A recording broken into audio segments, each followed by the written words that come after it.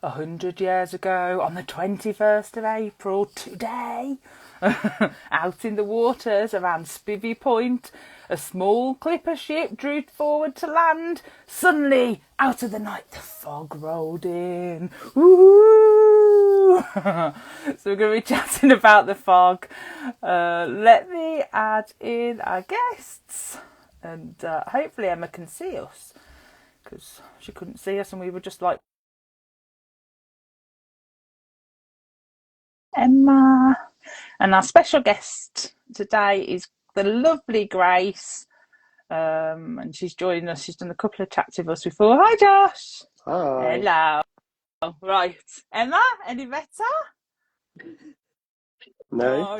Oh, wait a minute. No, I can only see me. Oh no, I can see Grace. That's better than me. I'm Shelly or Josh now, so I think we're just gonna. Oh, It's like the dear, fog. what I don't know. Fog is It's descending. my end. Fog. Woo.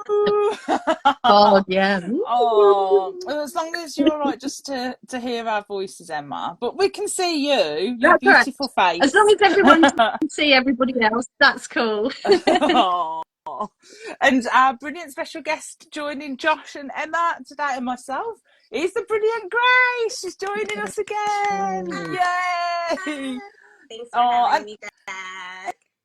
And what's that in the background, Grace? Have you got like fog merch there? I've got behind fog merch. Yes. Wow! Up here. Stevie. So this actually came out recently.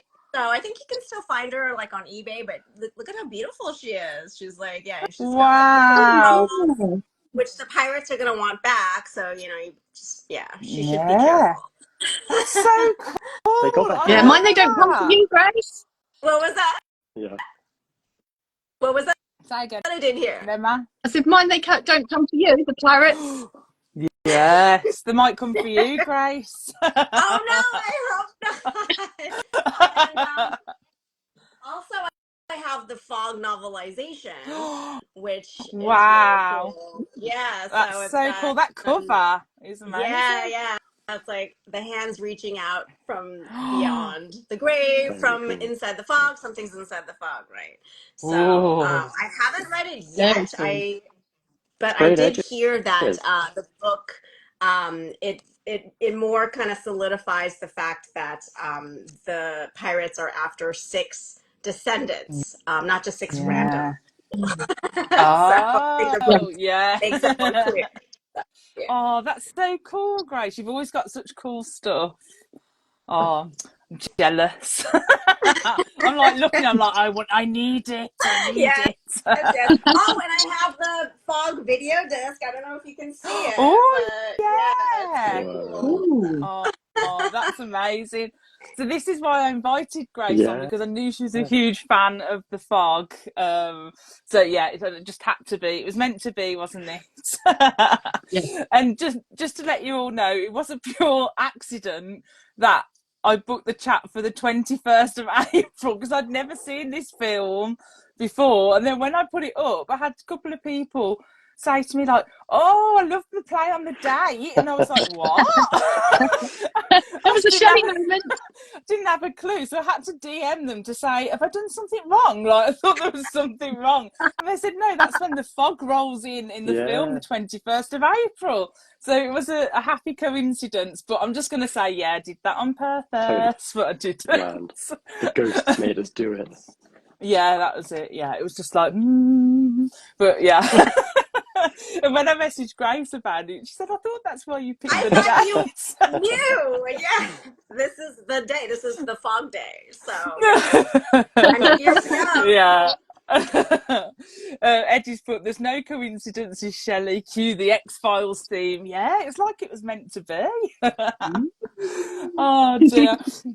But yeah, so we're going to be chatting about 1980's The Fog, which is like an American supernatural horror film directed by John Carpenter, who also co-wrote the screenplay and created the music for the film. Good old John Carpenter there. And cameos, which I read that he didn't like his cameo. I thought It's pretty Yeah. decent. So it tells the story of a strange glowing fog that sweeps over a small coastal town in Northern California, bringing with it vengeful ghosts who were killed in a shipwreck a century before. And the fictional town of the film celebrates this every year on April the 21st.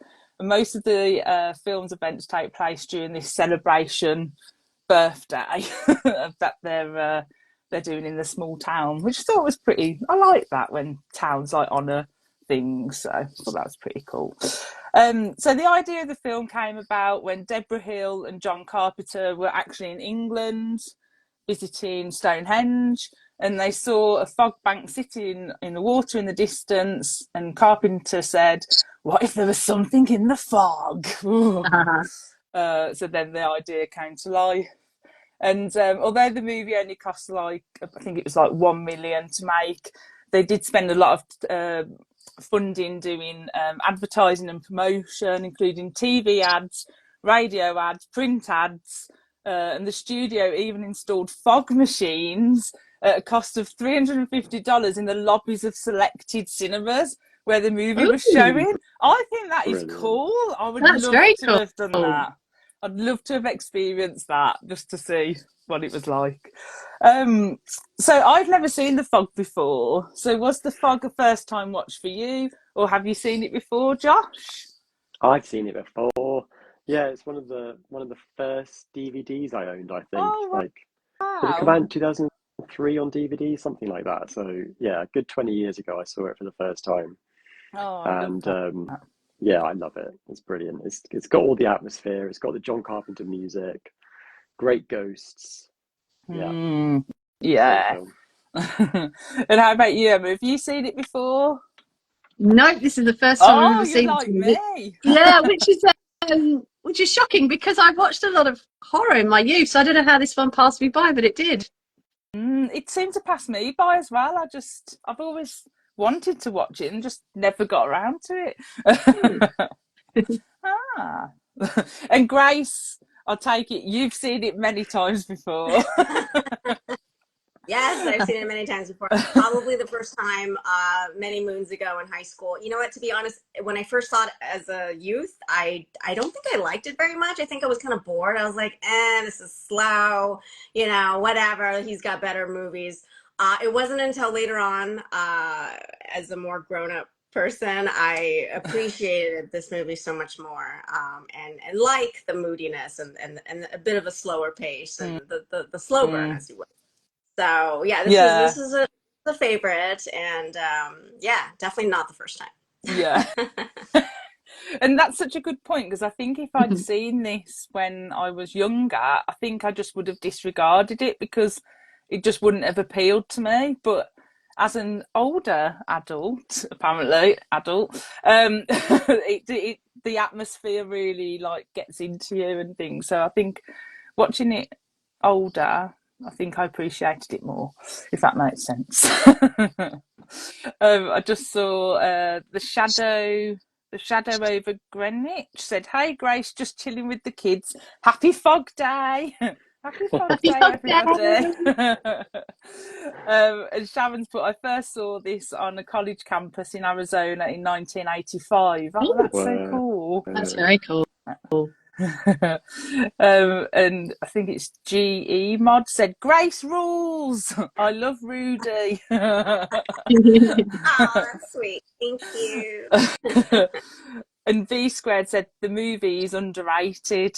So yeah, so I think that's what I think. I think it probably wasn't appreciated at the time, but I think now we appreciate it a lot more, definitely. So what are your thoughts on the killer fog? Like, should we be scared of the elements? Is what I'm asking here. Like, should we be scared of the fog, Emma? Yes, absolutely. I actually wrote a short story, my first short story ever published, and it was about a foggy London. It was about a misty London and creatures coming out of the fog. And I've never seen the fog. So writers absolutely 100% have similar ideas. The creatures that were coming out of it from my story were like spider people, hybrid spider people. Not pirates, but I love pirates. So I was just like, oh, pirates are coming out of the fog, yay! I mean, not for the town, obviously. Sorry, guys. But yeah, I really think using the elements as like almost like a third character is really cool. You know, like the environment around you almost like, you know, comes alive. And I love fog and mist. I think there's something so creepy about it. So it's such a great thing to write a movie about. 100%. Yeah, definitely. How about you, Grace? Should we be scared of killer fog? I mean, if killer pirates came out of the killer fog, yes, I would be absolutely terrified. um, yeah, absolutely. I love the concept of you can't see through it, and God knows what could be lurking through that, right? And I had read the same thing that Carpenter and Hill had been at Stonehenge, and the thought came to him like, what if something's hiding in the fog? And that's brilliant, and they built the whole story around that. Absolutely genius. And especially when I'm driving in the fog, I freak the hell out because I can't see anything.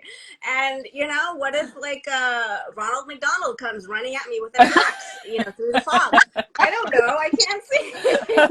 It's Scary the pirate. Yeah, scarier than pirates.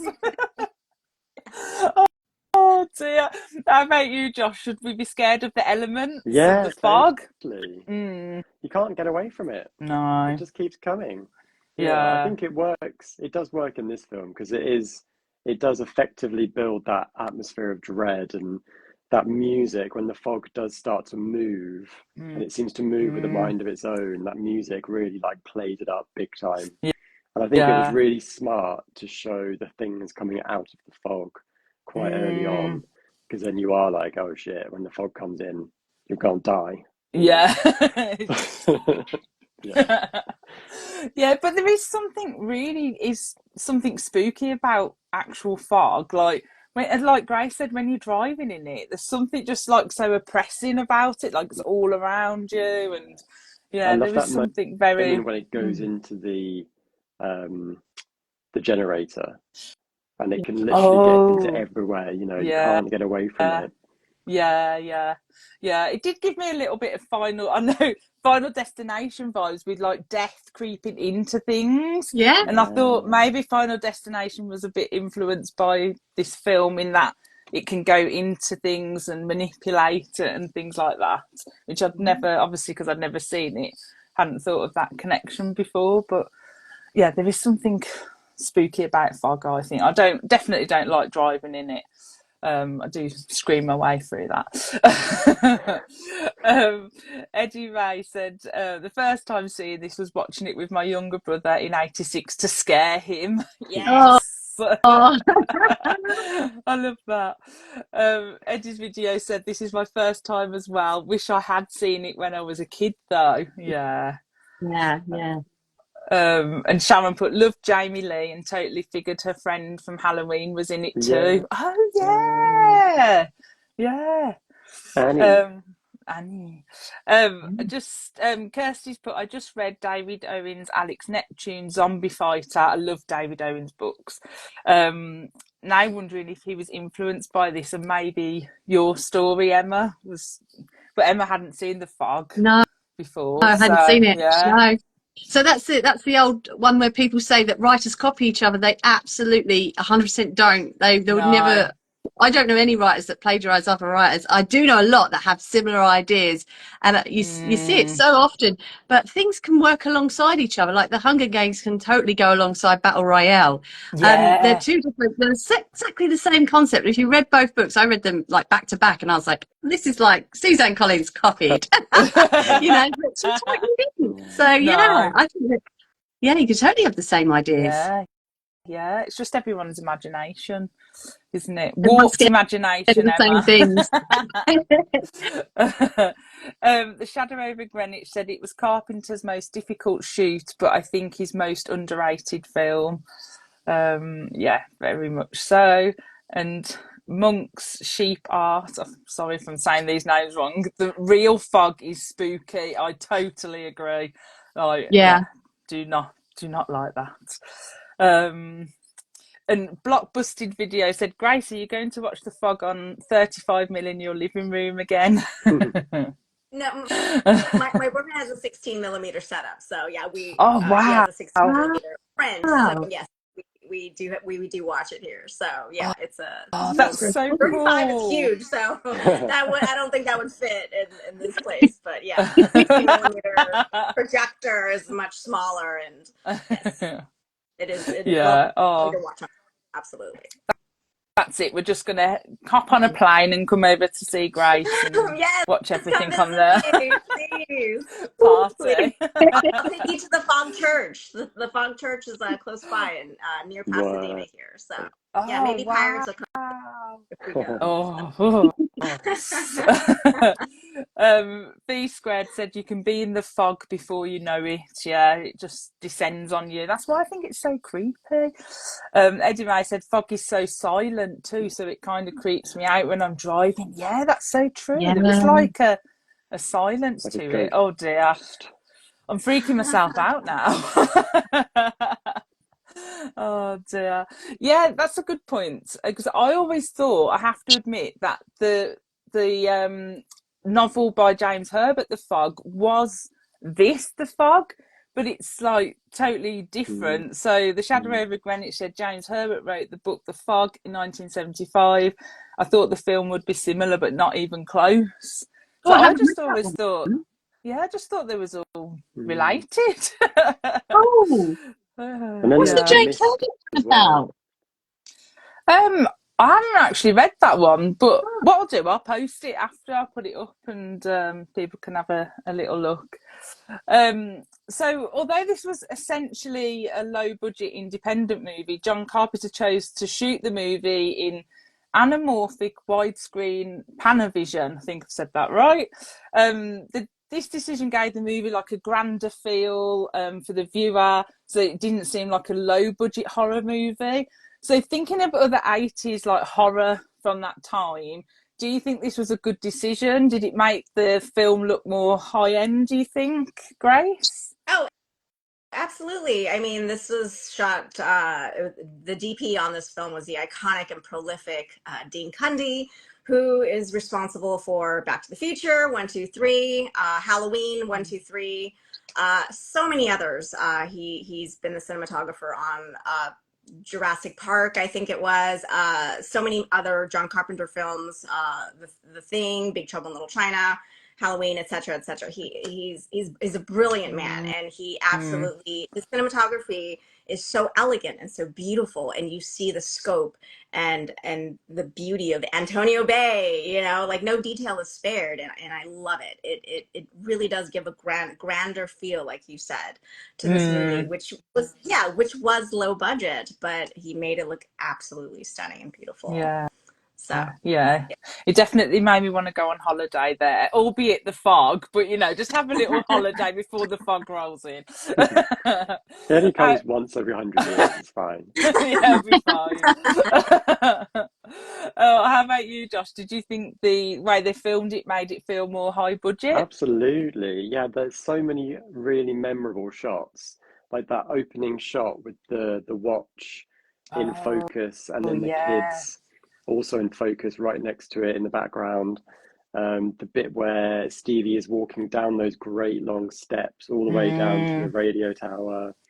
What else? There's a shot of Stevie's house when it's like really idyllic and beautiful, and it just looks like you just want to go there and like hang out. And yeah, it looks fantastic. I think that's like a really big selling point for the film, is that it does just look so fantastic all the way through. Yeah, definitely. How about you, Emma? What did you think? Did you think it added to the make it look more high budget, filming it that way? I do. I also, like everybody else, I also liked all the wide shots of the ocean, and you know, with the opening when it was just that hits you first when you've got the silhouette, and then it comes down and the ocean's there, and then the fog comes up at the title. That's lovely. And it did like you, it did make me want to go on holiday there, even though there's deadly fog coming. Pretty, it was so pretty. And I love ocean. I love a bit of horror by the ocean. So Lost Boys, and think anything kind of, you know, where you're kind of closed off from the rest of the world, and you're in that little space. It's almost contained, but it isn't. And I quite like beachy themes, because that's supposed to be a happy place and sunny and, you know, fun. And then you've got this horror rolling at you. I Yeah, think it's a good contrast. yeah, definitely. It And felt I a bit also, like I know what you did last summer, which does a similar thing where it's Yeah, yeah, like beachside but spooky, that kind of blue mm, aura to it. yeah. yeah, no, definitely.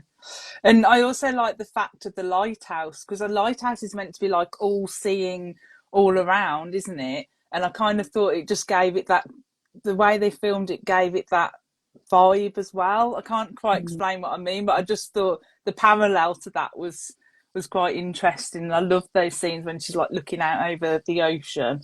And I did read as well that was that beach used for the last scene in Goonies, but from the other side or something Mm. like that. So I was like, oh, I was Oh, even, really? yeah, I think it was filmed from the other side, not from the bit that we saw. I think, I'm not sure. I could have that wrong, but I was Well, like, I oh, think it that's was used in the cool. birds as well. I think Bodega Oh, Bay. oh Yeah. yeah. Oh, Grace is Mm. saying yes as well. Oh, yes. Killer Love that film. birds, killer ghost pirates. I mean, God, just stay away from that area. Yeah. Yeah. Vampires, Yeah. sharks. Maybe we better not go on holiday there. Probably, probably not going to come back. The shadow over Greenwich said, "Love Dean Cundy, legend." Yeah, totally. Eddie's video said, "Yes, beautiful landscapes. Would love to visit Antonio Bay one day. Not when the fog's there. No." And Eddie's video said, "This scene was beautiful. You forget you're watching a horror film." Yeah, that's quite true. Sometimes it feels very, very idyllic. And Eddie put as well, I did feel like I was watching one of those soundscape YouTube videos, like the AMSR, is it? It was very, you got the wind. You got that across. Oh dear. So the fog special effects apparently were accomplished by using sound stages in Hollywood and specially designed fog machines using dry ice, fog juice. I don't know what the fog juice is. We don't want to know. And and optical effects, and miniatures were extensively used and combined with actual footage from the coast. So apparently, the high humidity of the fog juice used like the fake beard would come off and things like that, and it would come unglued, and hair would just go like wild and stuff. So, what did you think of the special effects? Do you think they were cool? Do you think they held up watching it now? Grace? Oh, absolutely. The guy in charge of special effects was Rob Bottin, who is an absolute master. He also a longtime Carpenter collaborator. So dedicated to his craft. I read that he worked 7 days a week for a year on The Thing. At the end of The Thing, he Wow. had to be put into hospital for exhaustion. He's just so dedicated. I read that he freaked everyone out on the set of The Fog by bringing in live worms for like the Yeah. worm face ghost, and yeah, Oh, he's an wow. absolute master, and he played. I'm sure you guys have read online. He played Captain Blake, the main Mm, pirate. So Oh. yeah, that's that was him awesome. playing the killer Oh, pirate. Um, Absolutely. And the effects, I read that the fog effects was done by doing the fog machine, blowing wind to blow it away, and then shooting or having it done backwards to get the oh effect. yeah, So yeah. yeah, so That's so I think Oh, yeah, yeah, cool. of course. absolutely brilliant. And Yeah, this was from 1980. I think it absolutely holds up to this day. I mean, there's no part of it where you watch it now and you're just like, "Oh, this is cheesy" or whatever. It's still brilliant to this day. The yeah, effects. yeah. And how about you, Josh? Did you like the effects? Do you think they're still Yeah. held up? I think they're great. I think that obviously it's got that tangible quality to it that you just know if it was made today, they would just use CGI fog. Mm, and that's not Mm, spooky. That it would just be too unrealistic. You almost want it to be a little bit like you can tell it's just a smoke machine because at least that's for real. That happened on the set for mm, real. mm, Um, and I think they blend that stuff really well with the more grisly pirate effects. mm. And then things like I think John Carpenter, like when he was editing the film, he realized he had a piece of crap on his hands, so he had to like do loads of reshoots to like try Oh, and did pump it up he? somehow. And Yeah. so that great extended opening sequence with the town going crazy, like all the phones going and Mm, stuff happening mm. in the shops and stuff. He shot all that as part of the reshoots, Yeah. and I think that really helps to again with that tangible quality of eeriness with the film. So it's not all Mm, just about the fog. There are other things going on as well that add to yeah. it that are really cool. Yeah, I mean, I would be out of that town if all those things started happening all at once. I'd be like, get in the car before the fog comes. Let's go. How about you, Emma? Did you think the effects stood up to present day or a bit cheesy? I didn't think it looked like fog. I didn't think it looked like fog a lot of the time. I think the effects were cool, but I did think it looked like smoke machine all the way through. But I thought that coming over the sea was pretty cool because they put lights in it, and I thought that was interesting that they put these Mm. lights in there, that kind of effect. I love a smoke machine though, so I wasn't too worried that it looked like a smoke machine because I quite like that kind of fog. I remember as a kid going out on the dance floor at Butlins and just getting in the smoke machine. It was the best thing. You're bumping into other kids, and while you're dancing. So I did like it, and I thought, well, how else are you going to do it in 1980? You haven't got the CGI, and I do think some things CGI can be better, but as Josh said, with knowing that it was real and it was on set, and with Grace saying it was rewound, which Mm, is one of those mm. great tricks you can do, I do think it does hold up, doesn't it, when they put all the effort into it. There's Yeah, a lot of 80s movies like that where it does actually, some of them are just dreadful and they were meant to be dreadful, I think. But some of them yeah. you can see the effort that's gone into it and the thought. Oh, definitely. No, I agree. I thought I did really like all the effects of the fog coming under the door Yeah. and things like that. There was just one scene where I did think, oh dear, where it was funny enough, where it was coming across the sea, and I thought, oh, I'm not sure that's aged very well. No, But saying but it's that, cool. I would, yeah, but it's cool because I wouldn't want it to be CGI because that Mm. would just take away the effect. But I did think, oh, that hasn't dated well. Just the one scene, it was only the one, and Yeah.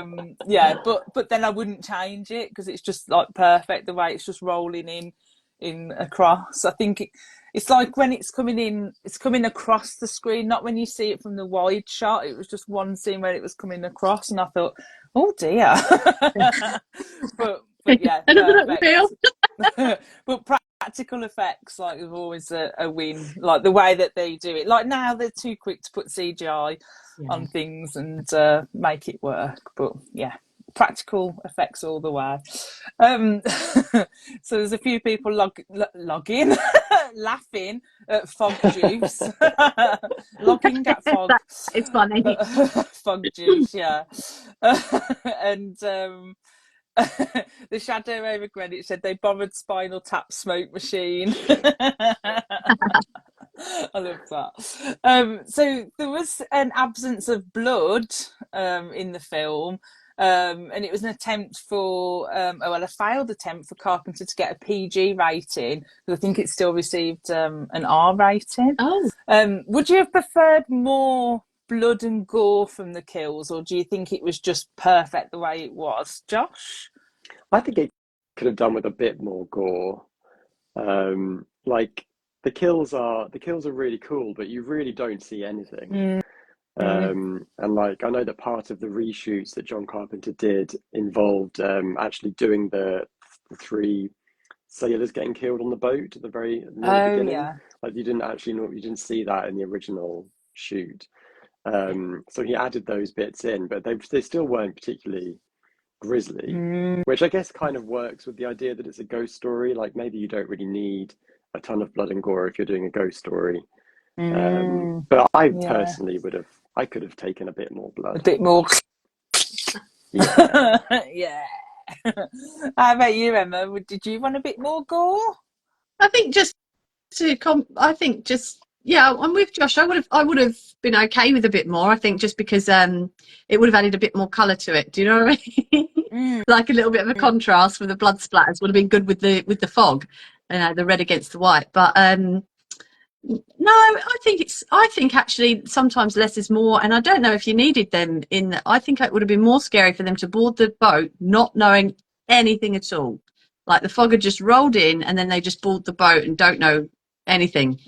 I quite like not knowing things because that's more scary for me. Like if I Yeah. don't know what's going on, Yeah. yeah, I would be more frightened. So yeah, I don't know if you needed to put that back in, but if you did put more gore in it, then I would have been on board with that. Yeah. Yeah. And how about you, Grace? Would you wanted a bit more blood? Um, just like Josh said, I also read that they reshot it to be more gory because the completed movie that they had, they weren't satisfied. They wanted to compete with other horror films at the time that were coming out, and they're like, we need more blood, more gore. So yeah, they shot the fishermen getting slaughtered by the ghosts on the boat. I think the original completed film, they just have the fog rolling in on the ship, and you don't see the fishermen getting murdered by the ghosts. So they added that scene in. They added Jamie Lee at the morgue, where the ghost or the corpse Yeah. gets up, and she's like, help, Nick. So they added that in. Just more ghost scenes. I heard they shot more ghost scenes, and the scene at the end where Stevie Wayne's on top of the lighthouse on the roof trying to get away from the ghost. So a lot of extra, more scary scenes. I honestly, I think it's perfect as it is. Yes, you don't see most of the kills, but I also agree with Emma. It's also less is more, and you can just the sound effects, right? When the fishermen are getting Yeah. killed, like you hear the squishy and the Yeah. sometimes less is more, and I think it was Yeah. when they reshot it, I think it was the perfect touch for me. Yeah. Yeah. Yeah, all them like squelchy sounds as well. But no, I agree. I'm normally like I want more blood kind of person, but I Yeah, kind of you like that. are. Yeah, I'm normally like, give me blood. but in this, I feel like that it works like quite well because I like the fact of the unknown and that you didn't know what was going on. I like the fact we saw the kind of the weapons that these ghosts had, but yet we didn't see much gore from it. But I also think, like, if I think of some of the 80s horror at the time, they did try and go for a lot of gore and, that shocking blood scene. So I feel like he was trying to go against the grain to be different as well. And I kind of like that. And I thought, oh, for once, I actually agree that there wasn't much gore in there. I can't believe those words are coming out of my mouth. But I think it worked, and I think it did work really well. So yeah, perfect as it was for me. Shocking. I can't believe it. That's a new Shelley knows one. gore. I know. Yeah. The Shadow over Greenwich said, perfect as it is. I prefer the mind play to play its part. M.R. James rather than Lucio Felici. If you've not been on these chats before, I'm not very good at pronouncing names for ghost stories. Eddie Ray's put, like in the original Halloween movie, the music and lead up to the kills were perfect and way scarier for me. Yeah, that's so true. The music was so cool. Poor old Mrs. Cobritz.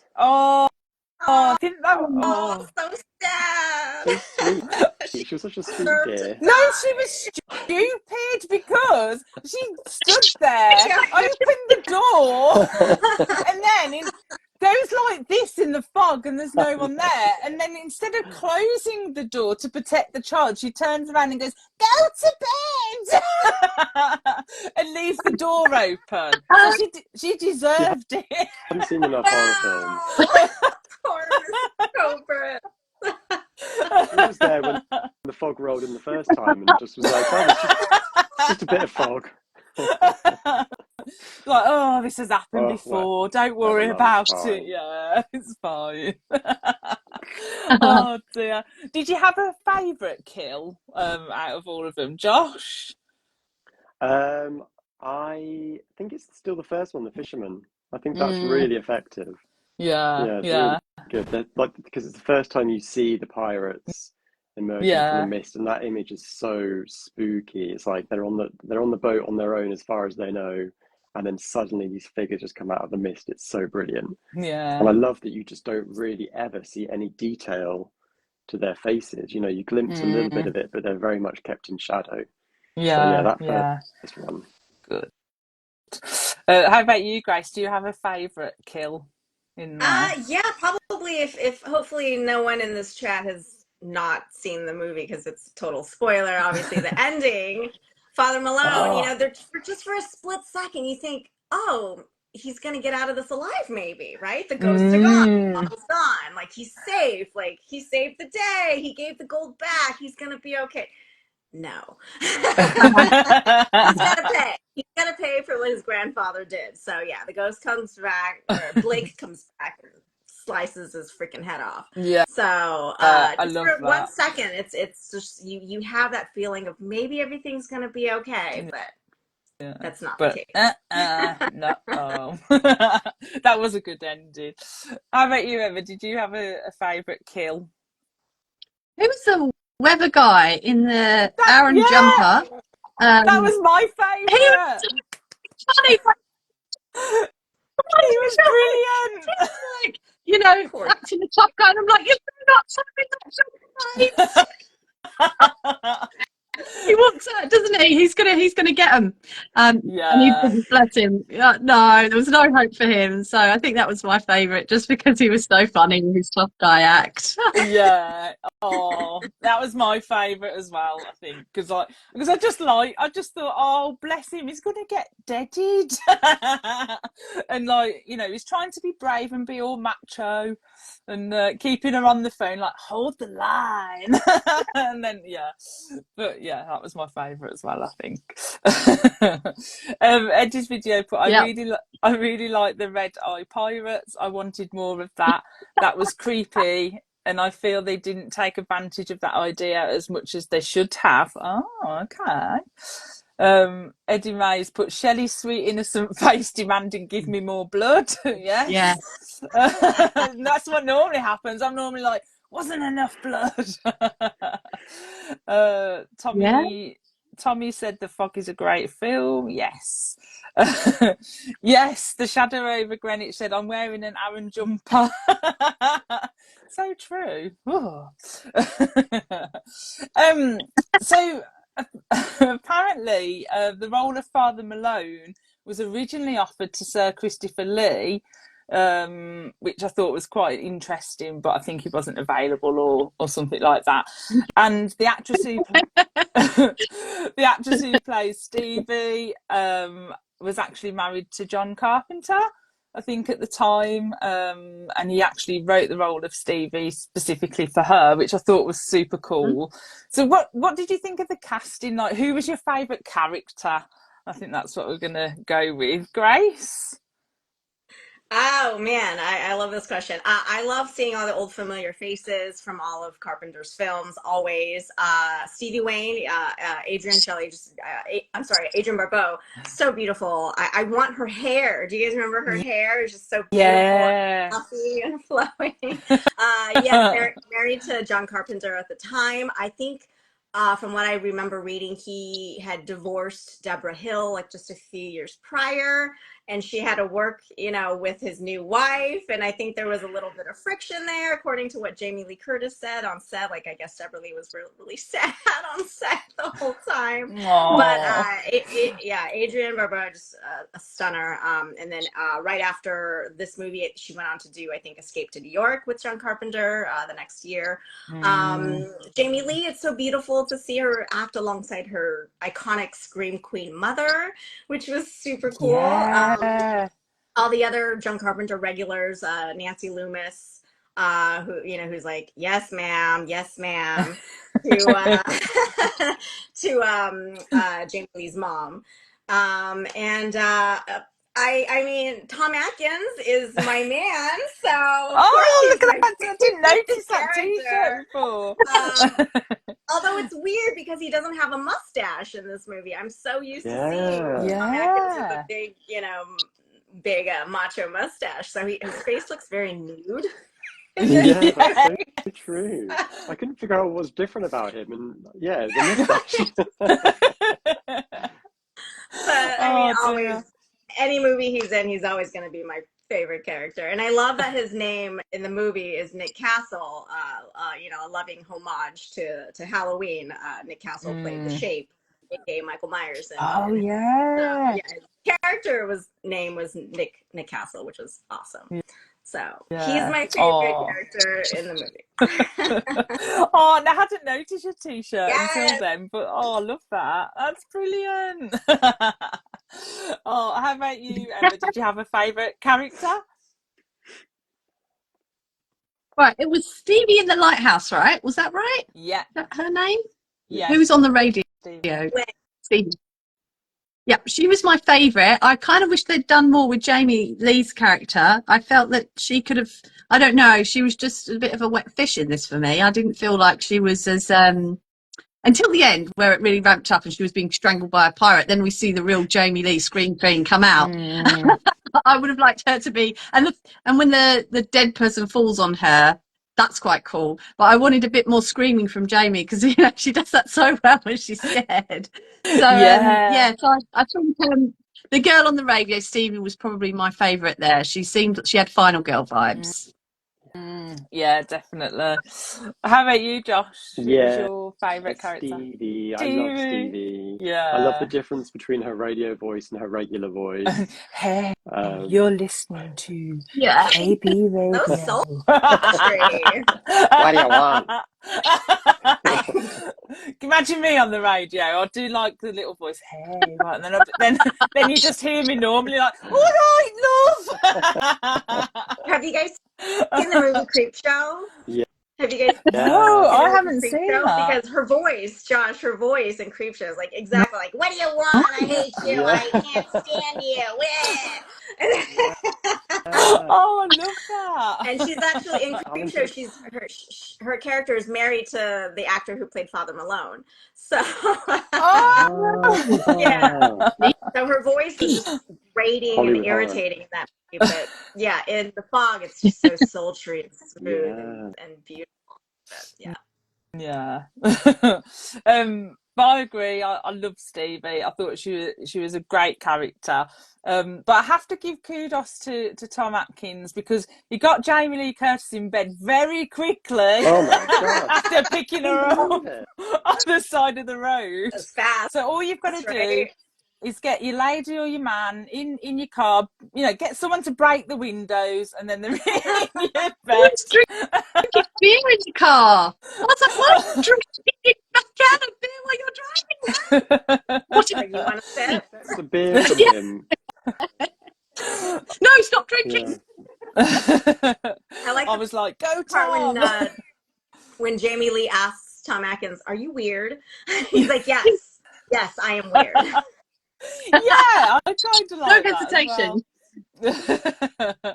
But yeah, I love that, and I love Stevie, and like one of my favourite shots is obviously when it's dark in the lighthouse and the light that she's got going just like flickers on and off her face, and I think wow, like the lighting was just fantastic in it. I loved her in a brilliant shot. Car.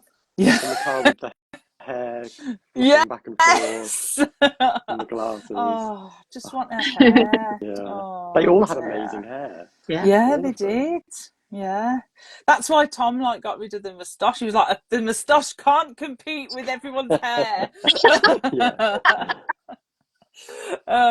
Tommy's put, Grace, what was it like meeting Tom Atkins? I know you've met him before. I've met him 3 times. The last time I met him, I asked him to marry me, and he just looked at me and smiled. That's a yes. You're married. Yeah, I think that's a yes. I'll repost the photo in my stories. I'll repost the photo in my stories later. But I have many photos of me hugging him very tightly. but there is one where we're both looking at each other lovingly, and it's Oh, it is my whole heart.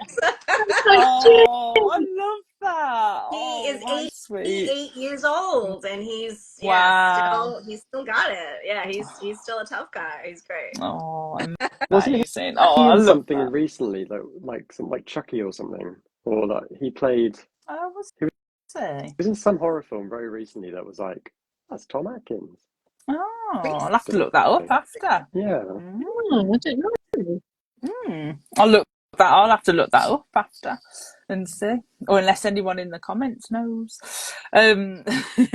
Eddie's video said, I was looking forward to a scene with the fog rolling in and killing everyone gathered in the town rally. Not gonna lie, I was kind of disappointed that didn't happen. Yeah, just kill everybody in the town. The Shadow over Greenwich said, Yes, cool. Eddie. Cool casting. Loomis is brilliant in it, but my dude is John Houseman's age seaman. Yeah. He was cool. Yeah.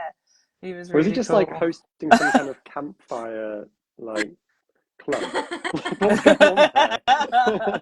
There was no chaperoning. It's just like, let's tell these kids some creepy ghost stories on the beach. Keep them up late so they sleep in the Yeah, next at day. midnight. Like what? Oh dear. Yes, the Shadow over Greenwich said that Maybe sounded Scouts wrong. or something. Yeah, maybe like scout group Cadet, or the something like that. cadets or something. Yeah. The Shadow over Greenwich said that sounded wrong, but I read it as you wrote it, so that must mean I sounded wrong and I got away with it. So got away with saying seaman on a live chat. I wonder what you were talking about. I did kind of stop and I thought, oh, but I thought I'd just go with it. No one noticed. Oh dear. Oh yeah, Kev's put Charles Cyphers as the weatherman. Yeah, we love the weatherman. Eddie's video said yes, Jamie Lee was way underused. Yeah, she was underused. No, I didn't. There were a lot of characters that seemed to be fighting for like MVP. Like they were all trying to be the star of this film, and then it kind of meant that nobody really was. It was an ensemble piece, I guess, but I think that they all wanted to be the star. Yeah, the characters. definitely. Yeah. And Eddie's video says, sorry, I feel like I'm complaining a lot about the film, but I do like it. No, it's good to have like a rounded view. And Sharon's put, love Stevie, but also really love Janet Leigh too. Yeah, it was so cool seeing Janet Leigh. And Sharon said it was the 80s Shelley laughing at my seaman my seaman word. What Monster Podcast said, have you seen the Fog comic? Oh. It's set in modern day and the character of Stevie Wayne is in it, and she's partnered up with Bennett, the character John Carpenter played in the movie. That's so cool. Brilliant. I'm gonna have to check that out now. Is it just called The Fog? Well, yeah, it says The Fog comic. I'm going to check that out. So the film kind of divided critics. So this kind of goes with what Eddie's video was just saying. So it divided critics upon release. So it received praise for its visuals and acting, and maybe a criticism for its structure and screenplay. And that somebody said Carpenter is more interested in conjuring up a sinister atmosphere than he is in exploring some of the social ramifications of the story. And I managed to say ramifications, which I couldn't do earlier. So what are your thoughts on this? Is the criticism fair, or do you think that's like really unfair to say? Because surely the point of it was the atmosphere, right, Grace? I think that's so unfair. That is such unfair criticism. I mean, this is a horror movie. John Carpenter is a renowned horror master. Just let him be. Let him do what he does best, right? I think that's totally unfair. But you know what? They should have saved that little blurb for further on, because 8 years later, John Carpenter did They Live, which was, social commentary to the max about, partaking in a capitalist society. So if they wanted, social ramifications, of a story, then they should have waited 8 more years to watch They Live by John Carpenter. But yeah, I think that's a very unfair criticism because the movie The Fog just oozes atmosphere, and it's brilliant. It doesn't need to have any social, other No. messages. It's beautiful as it is. Yeah, I agree. How about you, Josh? Do you think that was a fair criticism or very No, unfair? I kind of agree with Grace. I think it's called subtext, and it's there if you want to go diving for it, kind of thing. And like the critics who I've read some the kind of negative reviews that were talking about how the film didn't really go into the shameful history aspect enough. It should have done more about that, but I think it's all there. It's all It's very there. much Yeah. like it's like an allegory, kind of, it's almost like its own myth. The film is telling its own sort of myth, and myths don't go into great detail. They kind of stand on the strength of their own sort of morals, I guess, and that's kind of what the film is like a moralistic story. Yeah. So for me, it's a really solid ghost story. Yeah. Yeah, I agree. How about you, Emma? What do you think? Do you think that criticism was unfair? I agree with what Grace has said. I do think it's unfair because it is what it is. I think if you're going to, it's like the difference between literary novels and popcorn fun. People go, well, that's not a literary masterpiece, but everyone's enjoying it. I'm like, no, it's not, but you can still enjoy that. Yes. You can still see its worth and its value, and you can see that it's fun and people are enjoying it for what it is. You can't sort of judge everything like it's a literary novel. And so I agree. I think that it's unfair to kind of judge a ghost story, horror movie, on that kind of level. And as Grace said, like 8 years later, he did something like that. So he is capable of that. It's just at that moment, he wanted to do the popcorn fun, and that's what people were wanting to consume. So yeah, I agree. Absolutely. Yeah. And also, No. it was his first cinematic release since Halloween, so I think people were sort of trying to force him to be something that he wasn't, kind of thing. And yeah, he's trying to do something different from Halloween at the end of the day, and yeah, I admire him for that. He was trying things, and yeah. So where in your ranking on John Carpenter films does this film fit? Like, in your favourites, like what's your favourite John Carpenter film, Josh? it's pretty high, I think. Yeah. I've never actually ranked them, but I think this is probably, I think this and Halloween and Christine and They Live are probably my top four. I know that like Assault on Precinct 13 is fantastic as well, and Escape from New York is great, but those two never really did it for me in the way that the ones I've already mentioned did. So it's definitely up there as one of my favourites. Yeah. How about you, Grace? Where does it rank for you? Like one of your all-time favourite John Carpenters, or have you got a more favourite John Carpenter? Well, he's got so many brilliant ones to choose from. I wouldn't say it's my top John Carpenter. If I had to choose my top John Carpenter, most people will probably say Halloween because it's a brilliant, perfect film. Mine is probably just for sentimental reasons, Big Trouble in Little China. I recorded it on TV as a kid. I watched it to death. Absolutely love that movie so much. But The Fog, at the end of the day, is just a really good ghost story. And it stands alone. It stands the test of time. I mean, just the atmosphere, the beautiful score, the elegant cinematography. Like I said, it's a great freaking movie. And rightly so, one of John Carpenter's best. Not my personal all-time favorite, but love it so much. Absolutely. Yeah. And how about you, Emma? Where does it rank? Have you got a favourite John Carpenter, or is this it? Is The Fog it? Oh, Emma? Through delay. Quite a long delay. Oh, it's The Fog. The Fog has got Emma Contemplating yeah. still her favorite. I'm not sure whether Emma can hear us. No, because like Grace said, mine is also for nostalgia reasons, and it is Big Trouble, 100%. I watch that film every single year, Big Trouble in China. I just love it. It is Perfection. I love that film as well. I think it's brilliant. I think we've got a bit of a delay, Emma. So if you're hearing our confusion now, I think there's just a bit of a I can delay. hear you. Can you hear me? Emma, oh bless. Oh. Oh, bless. Can you hear me, guys? Yeah, we can hear you, Emma. We can hear you, Clem Fandango. I don't know what's happening. Emma, when you get to this point, there's a delay, and you're just catching up, but we can hear you.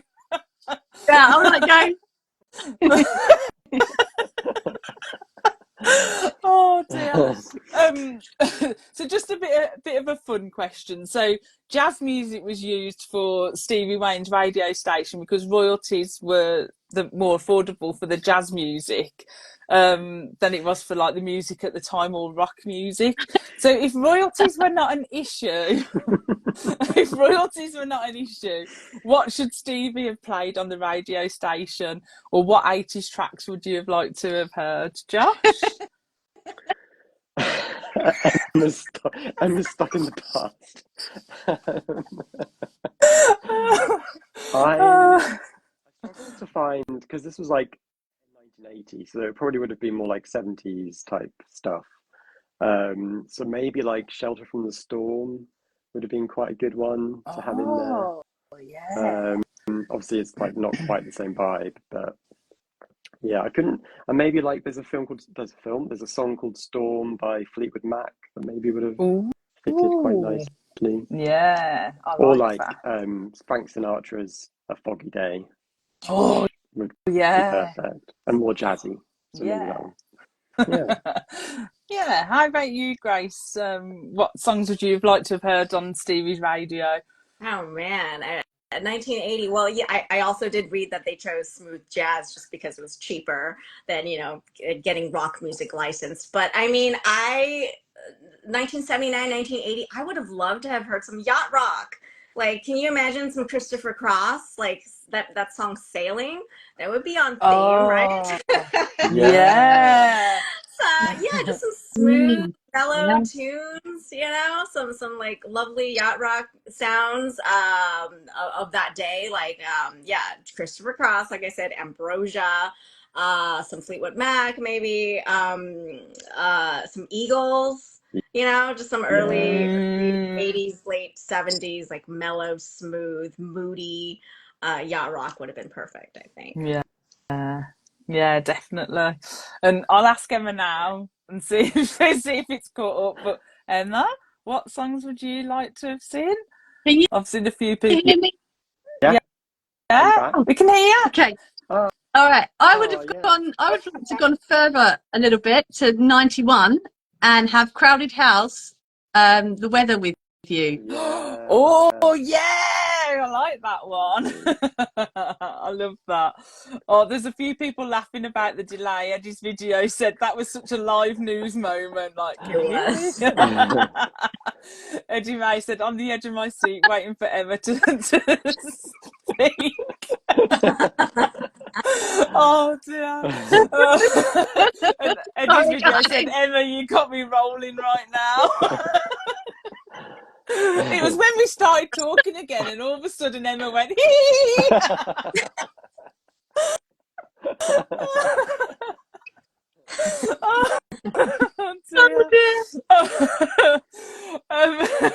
I went down a bit of a songs that were out in 1980, kind of vibe. So I thought to go with like Stevie's vibe, she'd probably play All Out of Love by Air Supply, which was released in 1980. But then I also went down further. So in 1980, you had The Tide Is High by Blondie. Whoa, perfect. Another One Bites the Dust by Queen. And You Shook Me All Night Long by AC/DC.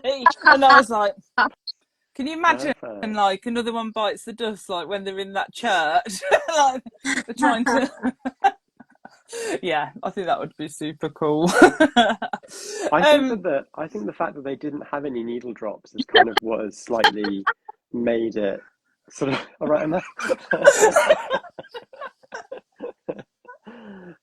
Yeah. It's what's kind of made it feel so timeless is that there are no recognizable songs from the 80s or 70s in there.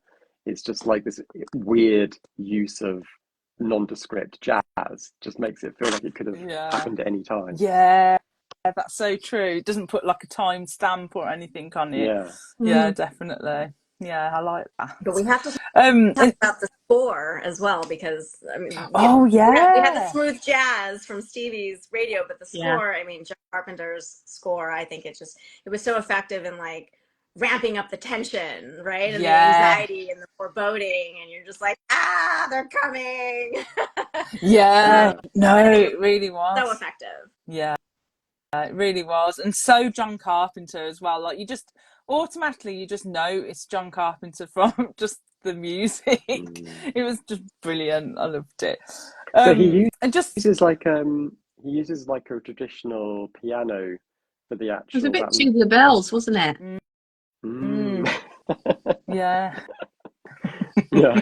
I got to see him perform live about 6 years ago, and let me tell you, he's a rock star. He's yeah. Oh wow! Some of his scores live. Yeah, he's an absolute rock star. So what's his? Hasn't he got a band? Like he's got a really cool synth band. Yeah. Has he? Yeah, it's on Spotify. Yeah, he's got a freaking band. Yeah. That's so cool. I'm gonna have to check that out. Learning all these new facts today. I feel like I'm gonna go away with like extra knowledge. Just quickly, have any of you seen the remake? Josh, sorry. I haven't. I was just looking at Emma because she's going around in a circle. I never saw it. I was intrigued by it, especially because it did that thing of like casting a hot TV actor in the lead role. Superman. But I never got around to watching it, and it's not available on any streaming over here, so you'd have to buy it like a second-hand DVD to get a hold of it, I think. But I can't say I'm like rushing to get a copy. No. I don't think it did very well, the remake. What about you guys? Have you seen the? Oh, Emma's gone. We lost Emma. She'll be back. Crank the generator, Emma. Get the fog out of the generator. No, Emma. How about you, Grace? Have you seen the remake? Eddie, I just saw your comment. That was the biggest eye roll ever. I guess it was. I did not see it, actually. Maybe that eye roll unfounded, but I have a feeling it's not that good. I remember when it came out. I think this was 2005, around there, that the remake came out. But I remember when it came out, I was like, I don't want to freaking see this. Like, why should I bother? Why touch perfection? No, I didn't see it, and it's probably not that great. So I feel like I'm not out. But I think, didn't the remake come about a bit because John Carpenter always wasn't happy with the actual original The Fog, so he wasn't happy, so he let it be remade, so then could try and redeem it a little bit. But I think he was wrong. He shouldn't have gone there. Should have just left it. I've never seen it, but I've read about it. But I think we went through a phase like in those early 2000s of like weather horror. Like you had like The Mist, the remake of The Fog, and things like that. So The Happening. I suppose The Happening, yeah. So Mark Wahlberg tries to outrun the wind. Excellent. I've never seen that, but I've heard about these films and I've avoided them. So, I've done well. So just to finish off then, I'll just see if I can get Emma back on. But just to finish off then, what do you think makes The Fog such a cult classic, Grace? Such a great classic. I think just at its heart, it's just a good old-fashioned classic ghost story. Yeah. It's a tale of ghostly revenge from beyond the grave. And I love that trope. I love that trope that, death cannot contain your revenge. Like you're gonna right you're wrong, right? And I think it's just classic because it's a great cast, amazing special effects, again, beautiful cinematography, just a classic ghost story. And I think that's always gonna stand the test of time because it's like a campfire ghost story, and we all love to hear that, like at the beginning. Gather all your kids around after dark. No parents around. Everything will be fine. Yeah, it'll be fine. Oh, how about you? How about you, Josh? What do you think makes The Fog such a cult classic like nowadays, do you think? I just think like Grace said, it just is like a timeless sort of ghost story. I think all the elements just work. I think the effects are great fun. I think the score is beautiful, and like the cast is iconic as well. Things like Jamie Lee Curtis working with her mum for like the first time, and then she only worked with him once more, and it was on H2O, I think, and that was it for their whole career. Yeah. So that's kind of like a fun little thing for the trivia hounds. It just has that beautiful timeless quality to it. It's just brilliant. Yeah, definitely. And as being someone who has only just watched it and had never watched it before, I can see why it's a cult classic. It's just, for its time, I think John Carpenter was just trying to do something different, and I just really admire that. And I loved it. I thought it was really good. I enjoyed it. So I can't get Emma back, unfortunately. So there must have been, but that was quite funny with the delay. Yeah, I think The Fog has got Emma. We'll have to check she's okay. Bless her. But Grace, thank you so much for being our special guest. Thank you for joining us again. It's always fun, and you have so many facts and trivia, and you basically you're just awesome, Grace. Thanks for having me. Thank you. My Fog video disc, so I'll grab it now. So it's such beautiful artwork. Oh, so cool. Back, that's amazing. Yeah. Beautiful. That's so amazing. And there's such cool stuff back there that you don't generally see online. Those stills aren't sort of like the traditional stills that you normally see everywhere. Yeah, you're right. Yeah, they're not really traditional. Like there's like a weird one of Jamie right there. Yeah. Cool. That's so cool. Yeah. That's so amazing, Grace. Love that. That's brilliant. Well, thank you, Grace, and thank you, Josh, and to Emma, who we've sadly lost. But do check out Josh. Josh has got a brilliant book, Burn the Negative, and also The Shadow Glass, which I have failed to get off the shelf before the chat. But do check out Burn the Negative. And also Heads Will Roll is out. When's it out in the US? Have you got a copy? In the US on the 31st of July. Look at that cover. So cool. It's out in the UK on the 8th of August. Oh yes! Yeah. Oh, can't wait! Yeah. I always do this when I'm excited. I'm like, can't wait!